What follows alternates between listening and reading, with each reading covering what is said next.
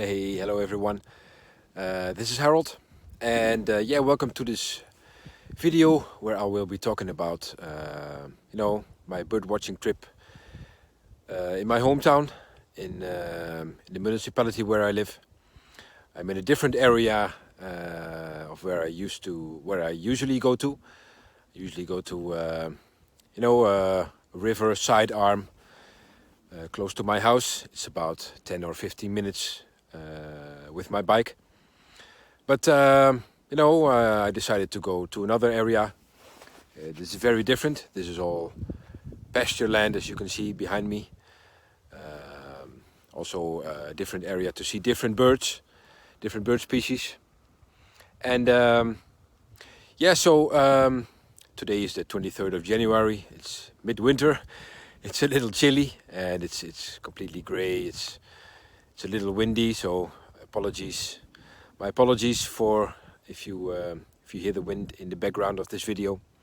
But anyways, so I'm in the southeastern tip of the municipality where I live. This is all pasture land. It's all managed. It's all farmland for cows and some sheep. And I'm here with my telescope. There's not a lot to see here today. Some great egrets. There's some birds of prey. This is actually a very good spot for birds of prey.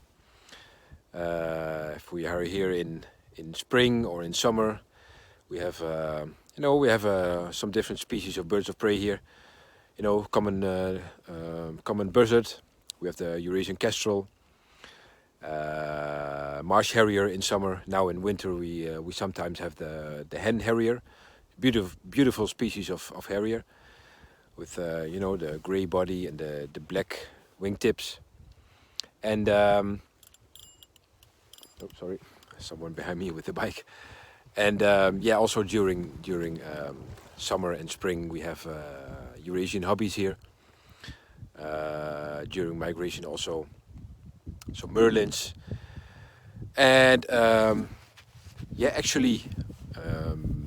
last year here in the Netherlands there was an influx of short-toed snake eagles. That's an impressive bird of prey from southern Europe, from France, Portugal, and Spain. I've seen many of them in Portugal, but last year we had an influx of short-toed snake eagles here in the Netherlands. Sometimes, usually during summer, we have a few individuals that are staying here during summer, in the usual areas here in the Netherlands, where they can find snakes to prey on. But last year we had one actually here, so it was very busy with birders coming here to photograph the short-toed snake eagle. I also had the chance to take some nice pictures of the short-toed snake eagle. I will put one here in the corner. So that's actually that was quite special. And so I'm going to flip the camera and show you a little bit of this area. So as you can see, this is all farmland. It's all managed. It's all this is actually all drained because if you know a little bit about the Netherlands, most of the country is below sea level, and I think about 100 years ago, before most of the Netherlands was drained. This used to be, I think this used to be all sea. I'm not sure, but this is all drained. You can see the small canals where they keep the water in for drainage. And this is actually not a very biodiverse area. It's all monoculture grassland. And here in the Netherlands we have some meadow birds, like the black-tailed godwit, Eurasian curlew, and we have the lapwing, and yeah, this is all not a very good managed area for these kind of meadow birds. But farmers more and more manage their farmland a little bit more different to get more biodiversity. They grow more, try to introduce more species of natural plant species. Like you can see here, it's not all monoculture grassland, but it's a little bit more species, and that's actually it's a good sign. But still the meadow bird population here in the Netherlands is not doing quite well. In spring and summer, when all the when the black-tailed godwits arrive here to breed, they need a biodiverse grassland for their chicks to feed on, because their chicks they feed on small and tiny insects, which they can find in a little bit taller grasses and taller plant species, about 20, 30, maybe 40 centimeters height. If you have just grassland of a few centimeters, that's where the chicks can't find any food sources. So yeah, it's important to if we want to maintain the meadow bird population here in the Netherlands, we need a different kind of pasture land management. So yeah, and this is also this is an interesting area for bird species. Like I've said, we can find some birds of prey here, but also in that tiny forest. it's a very tiny. It's some I think it's poplar trees, and in May and June it's a very popular forest or bush for Eurasian orioles. It's a very beautiful species of oriole here in Europe. It's actually I'm not sure if it's for all of Europe, but actually here in the Netherlands it's the only species of oriole. It's very beautiful with yellow and black, and the song is also very nice. So this is the usual base of the Eurasian oriole, and yeah, sometimes we have common cranes here, and yeah, this is also a migration counting spot. Some people count birds during migration, and yeah, this is the good spot to see some nice birds during migration.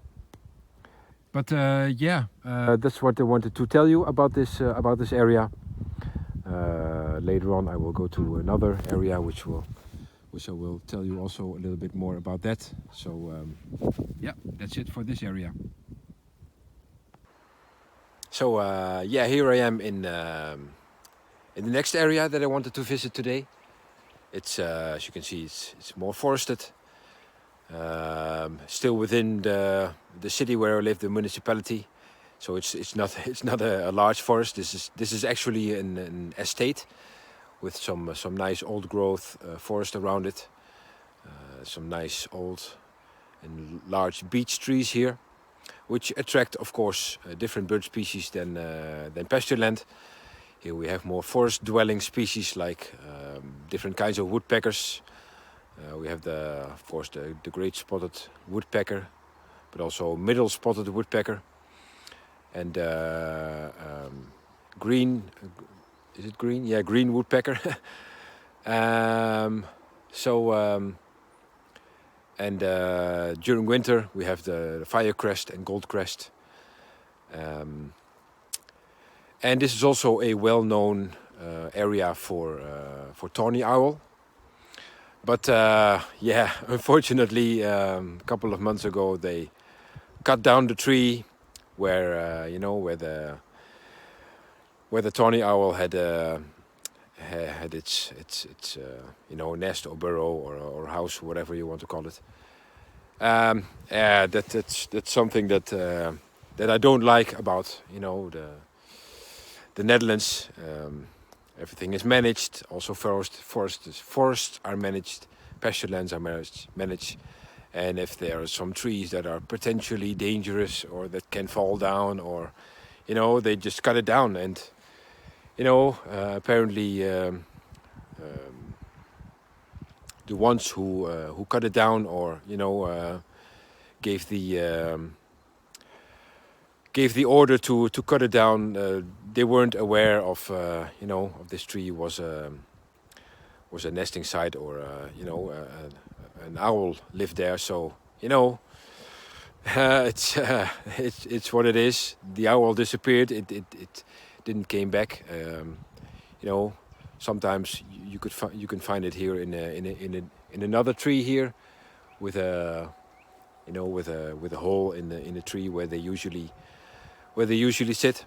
But yeah, until today, I think it hasn't been found. So, and yeah, it's a pity because it's actually one of the few, maybe the only place here in my hometown where you can find the tawny owl.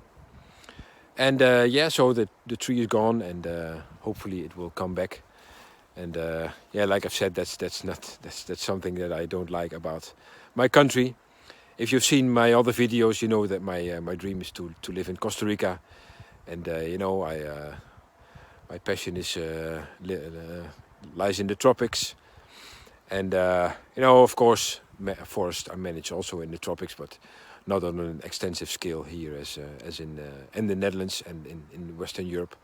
As you can see behind me, there's they closed this trail because I don't know, maybe there's some branches on the trail, or potentially dangerous, but I don't know why. If you think a little bit, you can you can decide for yourself if a tree looks dangerous or whatever. Yeah, that's something that, whatever. Anyways, I'm going to walk around a little bit, see if I can see some nice species. I'm hoping to find a Eurasian bullfinch.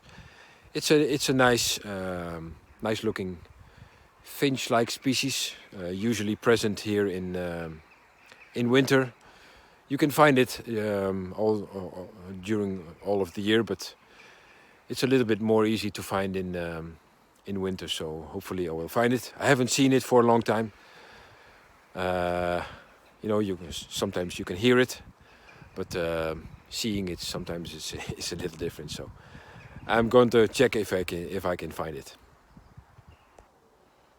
Yeah, so I've been walking around a little bit here. Couldn't find any bullfinches. I did find a group of hawfinches. It's also a nice species with a large beak. You can see it here, picture. And yeah, so this is the stump, the remains of the tree where the tawny owl used to live. It's gone. It wasn't a very big tree, but it had a nice hollow burrow in it, where the tawny owl it needs that to live in. That's what they prefer. And yeah, I don't think I can find the tawny owl here. Maybe it's here, but not that I'm aware of. It's a little cold, so I might be talking a little bit strange. Yeah, as I've said, the estate here has the forest around it is an old growth beech forest. So there are some nice big and old growth beech trees around, with also some nice burrows. So yeah, it could be possible that that the tawny owl will return, and we can enjoy it. It is as I said, this is one of the few, or maybe the only spot here in Zwolle, in the city where I live, where you can actually find the tawny owl. So it would be really it would be a pity if if it doesn't come back. But yeah, I'm confident that it will return in the next few months or year or whatever. It will return for sure. So yeah, like I said, I couldn't find bullfinches, but there's an area nearby where where I have another chance. So I'm going to check that out. So yeah, here I am at the next birding spot that I wanted to visit. The last one. I'm going home in just a little bit, and still haven't seen any bullfinches. So I think I'm going to be unlucky again. But yeah, it is what it is. I will see them. I will see them hopefully soon. But yeah, I'm going to flip the camera and tell you a little bit about this area. So yeah, here we are again close to the river that flows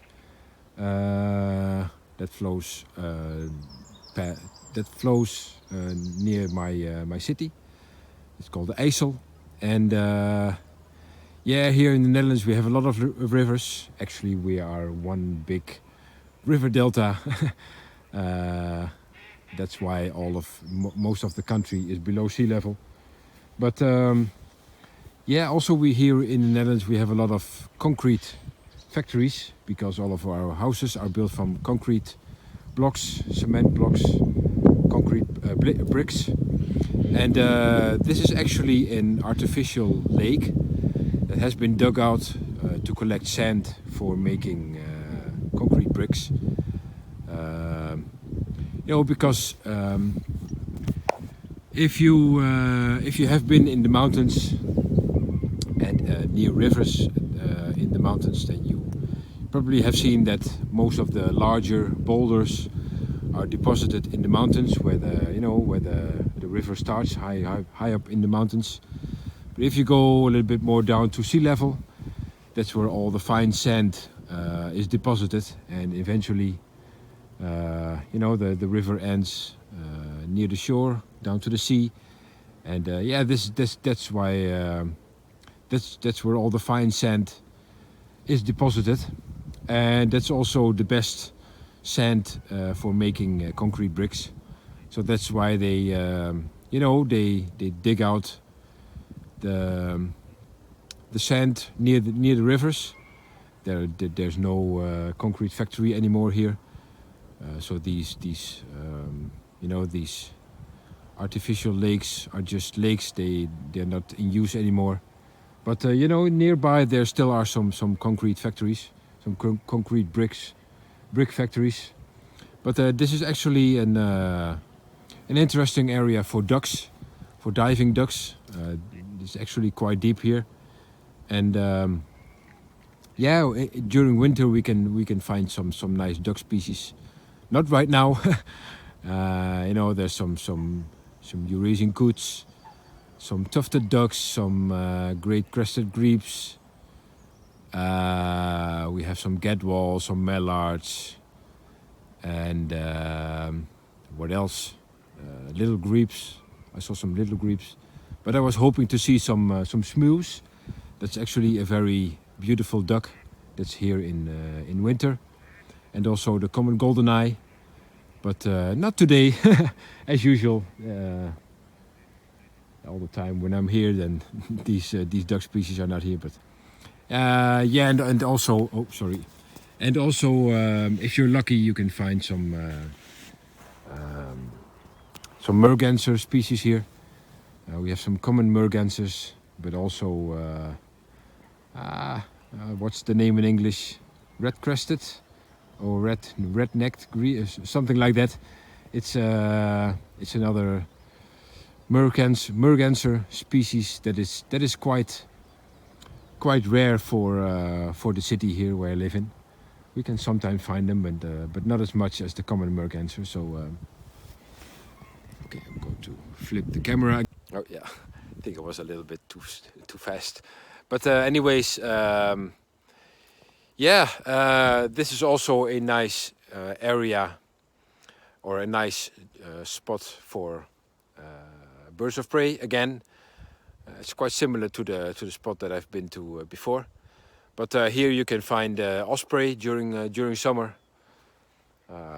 It's a nice bird of prey with white and some black that that hunts for fish in these kind of lakes. And yeah, so that's where my birding trip ends for today. It's a little cold. I'm going home. I have to pick up my son from school, and yeah, it's getting a little bit dark. Maybe it's going to rain, and but I've seen some nice species today. Some half-finches, and no bullfinches, fortunately. But yeah, and so I hope you liked my video, and yeah, please check out my other videos as well about bird watching. I have been in Costa Rica in December, so I made some nice videos about bird watching over there as well. And like I've mentioned before, my dream is to live in Costa Rica.